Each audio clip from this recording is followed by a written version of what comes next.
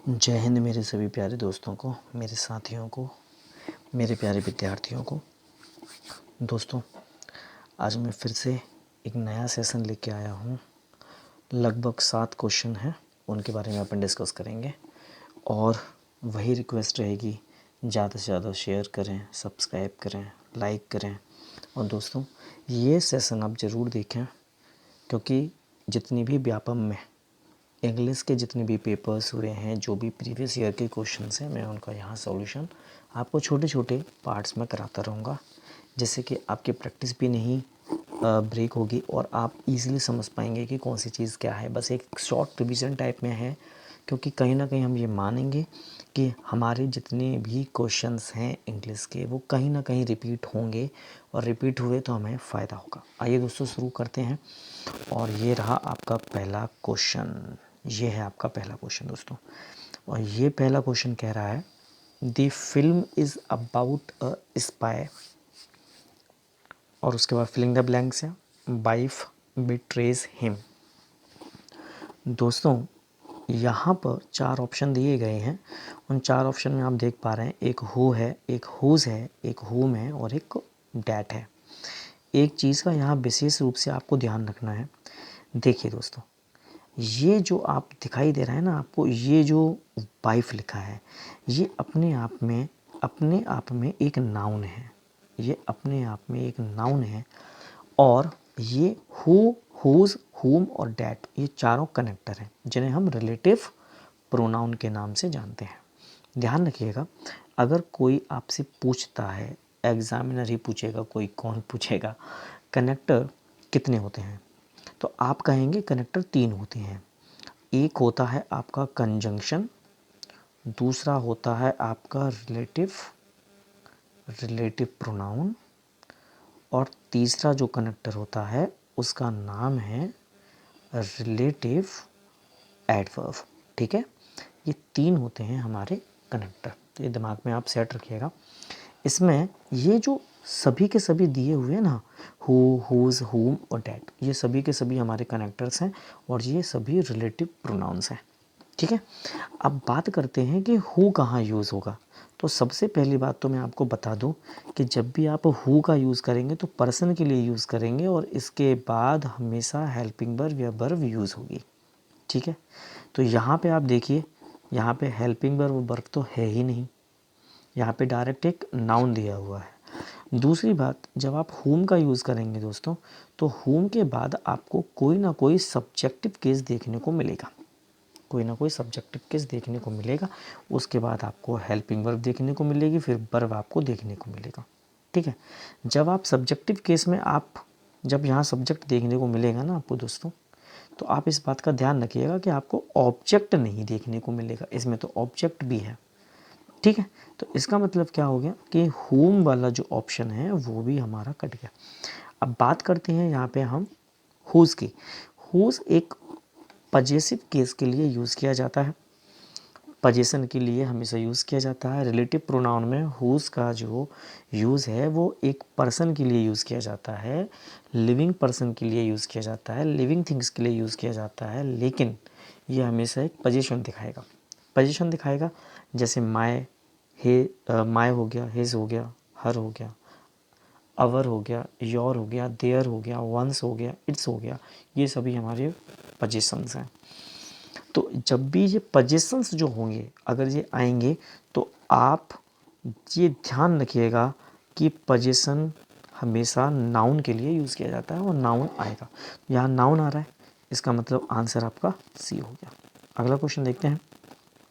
देखो दोस्तों, ये है आपका क्वेश्चन है, she is going to go, nobody is going to find हर।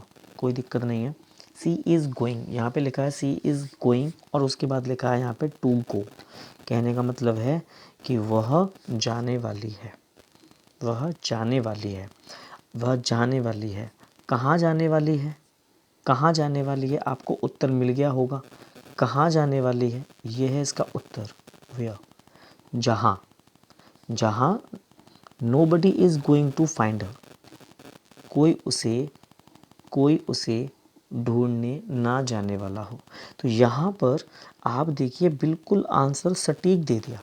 अब ये वेयर क्या चीज़ है, तो मैं आपको बता देता हूँ कि ये जो वेयर है एक एडवर्ब है, और ये कौन सा एडवर्ब है, इसे भी हम रिलेटिव एडवर्ब के नाम से जानते हैं। ये रिलेटिव एडवर्ब का काम कर रहा है, ठीक है, ये रिलेटिव एडवर्ब है। रिलेटिव एडवर्ब WH वर्ड से शुरू होते हैं, जो कहीं ना कहीं प्लेस, टाइम, मैनर, रीज़न, इन सब चीज़ों को दिखाने का काम करते हैं। ठीक है दोस्तों, अगला क्वेश्चन देखते हैं। अगला क्वेश्चन कह रहा है यहाँ पे वन शुड कीप, और देखिए यहाँ पे क्या लिख के आ रहा है भाई, प्रोमिसेस। प्रोमिसेस अपने आप में एक नाउन है। नाउन से पहले मुझे पोजीशन वर्ड चाहिए, सीधी सी कहानी है, नाउन से पहले मुझे पोजीशन वर्ड चाहिए। और पोजीशन वर्ड इसमें देखिए देयर भी है, हर भी है, हिज भी है और वंस भी है, लेकिन सब्जेक्ट के अकॉर्डिंग पोजीशन केस यूज़ किया जाता है। सब्जेक्ट में कौन आपको नज़र आ रहा है, वन, तो इसलिए इसका आंसर हो जाएगा वंस। आगे देखते हैं अगला क्वेश्चन, देखिए क्या कह रहा है अगला question. I told that boy it was not. देखो दोस्तों, सेंटेंस में कहा जा रहा है कि आई टोल्ड दैट बॉय, मैंने उस लड़के को बताया। क्या बताया, इट वॉज नॉट। अब देखो जो भी चीज़ थी दोस्तों, वो यहाँ पे इट नॉन लिविंग थी, बताई जा रही है कि इट वॉज नॉट, वह नहीं थी। किसकी नहीं थी वो, तो इस आई वाले पर्सन की नहीं थी, इसलिए इसी का हमें एक पोजीशन केस चाहिए होगा। तो आई का जो पोजीशन केस है जो मुझे दिखाई दे रहा है ABCD में, वो एक ही दिखाई दे रहा है, और वो है B नंबर का माइन। ये पजेसिव प्रोनाउन है, तो यहाँ माइन भरा जाएगा। अगला जो क्वेश्चन है देखें ज़रा, सेंटेंस कह रहा है दी boy can run very fast. दोस्तों सबसे पहली बात तो एक चीज़ को बहुत अच्छे से समझ लो कि जब आपके सामने ABCD ऐसे 4 ऑप्शन दे रहा है, और 4 ऑप्शन में एक दे रहा है who is tall, will be tall, that was destroyed, which can sing, तो आप समझिए पर्सन के लिए कभी भी आप विच का यूज़ तो वैसे ही नहीं करेंगे, ऑप्शन कट गया, ठीक है। दूसरी बात, यहाँ पे आप देखिए दो हेल्पिंग वर्ब साथ में यूज़ नहीं हो सकती। दो हेल्पिंग वर्ब या वर्ब साथ में यूज़ कैसे होंगी, the boy will be toll, लड़का लंबा होगा, कैन रन वेरी फास्ट, तेज़ दौड़ सकता है, मतलब हम फ्यूचर का रेफरेंस भी ले रहे हैं, और फिर उसके बाद प्रेजेंट में एक उसको कैपेबिलिटी और एबिलिटी के सेंस में भी देख रहे हैं। ये वाला ऑप्शन भी इसका सटीक नहीं बैठता। अब सेंटेंस में देखिए डैट वॉज डिस्ट्रॉयड, ये तो बिल्कुल नहीं बैठेगा, क्योंकि यहाँ पे कैन प्रेजेंट को दिखाता है और वहीं पे वॉज एक पास्ट को दिखाता है, तो ये ऑप्शन भी आपका कट जाता है। एक ही ऑप्शन बचता है ए, द बॉय लड़का, हु जो, इज टॉल लंबा है, कैन रन वेरी फास्ट बहुत तेज़ दौड़ सकता है। अगला क्वेश्चन देखिए, that's the women dash husband works with my brother, कोई दिक्कत नहीं है। डैट्स, या आप बोल सकते हैं कि डैट इज़ द वुमेन, ठीक है। जहाँ पर्सन के लिए बात हो रही है, जब जहाँ पर्सन के लिए बात होती है तो आपको आंख बंद करके हु का यूज़ करना है, ठीक है। लेकिन दोस्तों हु तभी यूज़ होगा जब सब्जेक्टिव या ऑब्जेक्टिव केस में जाएगा।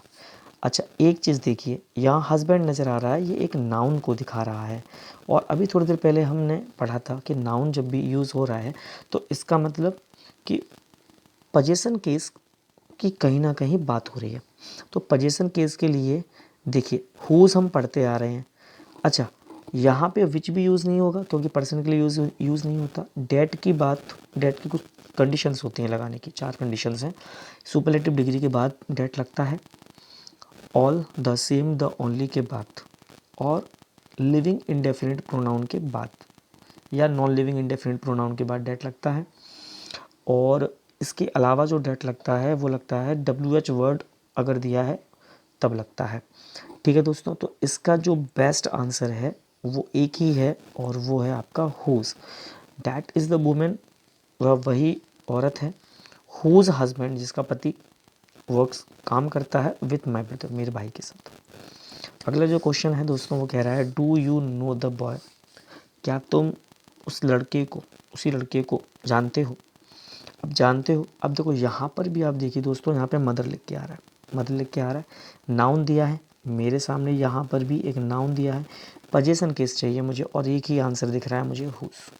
आई होप आपको ये वीडियो पसंद आया होगा। लाइक कीजिए, सब्सक्राइब कीजिए और शेयर कीजिए। जल्दी मिलता हूँ आपको एक नए बढ़िया से वीडियो के साथ, नए क्वेश्चंस के साथ। तब तक के लिए जय हिंद।